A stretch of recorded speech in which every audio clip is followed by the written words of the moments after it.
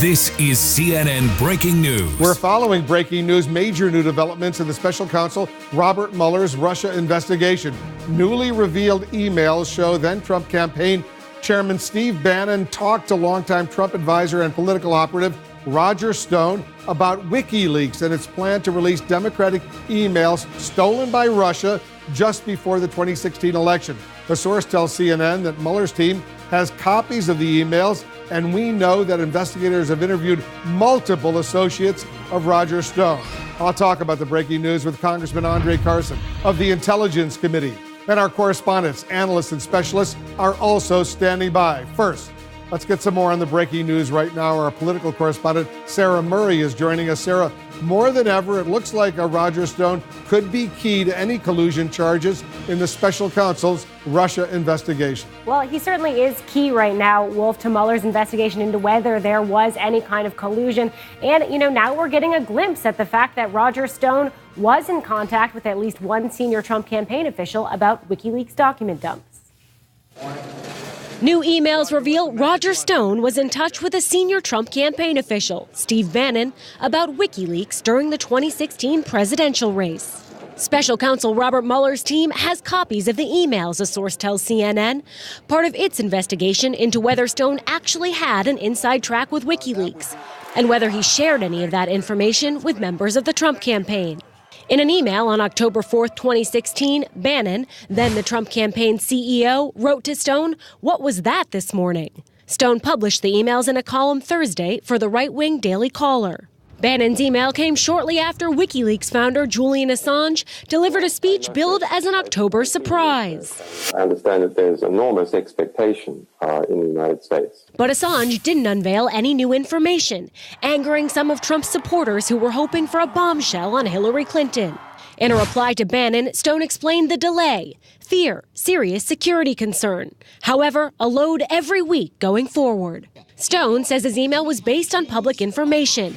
During his media event, Assange promised more WikiLeaks material was coming. Stone's move to publish the emails preempted a New York Times story Thursday about Stone's efforts to pitch himself to Trump campaign officials as a WikiLeaks insider. At least one campaign official told investigators Stone told campaign officials he had ties to Assange, according to a person familiar with the investigation. While Stone made a show, publicly and privately, of bragging about his ties to Assange during the 2016 campaign, he has since revised his story. Stone says he actually relied on publicly available information, tips from journalists, and a back-channel source, progressive New York activist Randy Credico. Credico has denied he acted as a back-channel. And then, of course, there is the Mueller investigation, poking into every aspect of my private, personal, business, social, family, and political life. Stone hasn't been contacted by Mueller's team, but nearly a dozen of his associates have. Still, it's unclear what charges, if any, Stone could ultimately face. The New York Times also published emails showing Stone asking Bannon to help him get funding from GOP donor Rebecca Mercer to spread a story based on no evidence that Bill Clinton has a love child. "I've raised $150K for the targeted black digital campaign through a C4, Stone wrote. Tell Rebecca to send us some money. The request could run afoul of federal election laws. Stone says he never received any money from the Mercers, and he maintains he is innocent. From your guilty of no crime in connection with the 2016 election or anything else. Now, even though Roger Stone says he is innocent, he has also said that he wouldn't be surprised if the special counsel brings charges against him. Stone insists those would be trumped-up charges designed to get him to flip and cooperate against President Trump. Wolf. Sarah, I want you to stand by. Mark Mazzetti is with us as well of the New York Times. He's a CNN national security analyst. You've been doing reporting on this story as well. Tell us a little bit more about the emails that clearly are of great interest to Robert Mueller and his team. The significance of the emails, first and foremost, is that on the same day that Julian Assange makes this big announcement in early October of a big document dump ahead, Steve Bannon emails Roger Stone to ask him, what is this all about? So clearly the campaign chairman of the Trump campaign saw Stone as some kind of a conduit. As we reported today, that several witnesses have told the Mueller investigation who were in the Trump campaign that they saw Stone as some kind of a conduit, or he represented himself as such.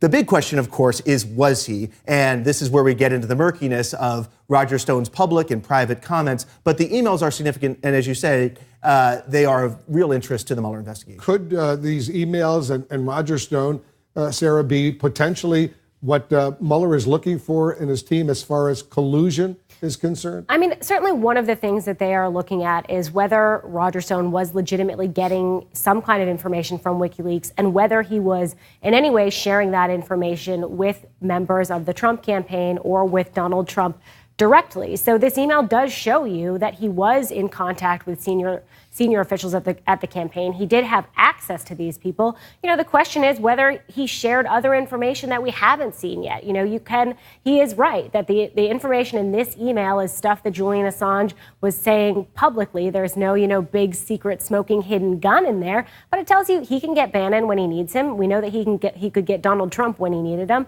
So who knows what else they talked about. Steve Bannon, who was a top official in the Trump campaign, we know he's now been interviewed 3 times by Mueller and his team. We don't know what went on in those interviews, but presumably a lot of questions about all of this contact with Roger Stone, WikiLeaks, and WikiLeaks, how WikiLeaks got all those hacked emails courtesy of Russia. Right. And in a federal investigation like this, you always look to who hasn't been interviewed yet, who hasn't been called in. And best we can tell, Roger Stone has not been interviewed by Mueller or been before the grand jury. If you're Roger Stone, that means there's a problem, right? It means that there could be, you could be a target, we don't know, but you're in greater potential legal danger. And so, as Sarah reported, it could be any number of things. He has said, well, maybe he'll look for financial crimes, maybe it'll be perjury.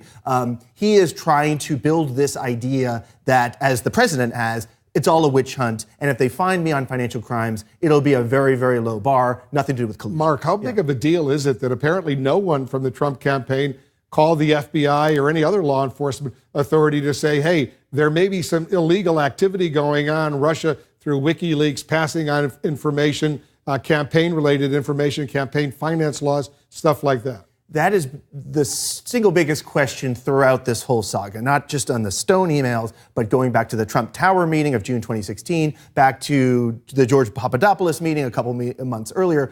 Nobody, as far as we can tell, in the Trump campaign, after all this outreach, ever went to the FBI and said, hey, you know what, this is untoward, this shouldn't be happening, we want to notify you because this is a foreign power trying to interfere in the election. Remember, when these Stone emails came, it was widely reported that the Russians had been behind this WikiLeaks activity. What do you expect? What are you hearing from your sources, Sarah, about possible indictment of Roger Stone? Well, look, we're obviously just days away from the midterm, so we're not necessarily expecting any big announcements to come before then. But afterwards, we don't know. There are people who are involved in this investigation who say they certainly wouldn't be surprised to see additional indictments. But Robert Mueller's team is very tight-lipped. And, when they have an indictment, we will all find out about it, but not until they want us to. As you know, Roger Stone keeps saying he was just hyping information that Julian Assange had already spoken about publicly, and he didn't do anything wrong.